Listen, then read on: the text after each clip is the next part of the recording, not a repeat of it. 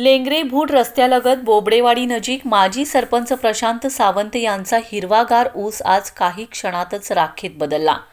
डोळ्यांदेखत वर्षभराची मेहनत, घामाचे थेंब आणि कुटुंबाच्या आशा आगीच्या भक्ष्यस्थानी पडल्या। रस्त्यालगत शेतात असलेल्या डीपीत झालेल्या शॉर्ट सर्किटमुळे अचानक आग लागली आणि पाहता पाहता सुमारे 5 एकर ऊस जळून खाक झाला। ऊस पेटत असताना शेतकरी हतबलपणे पाहत राहिला।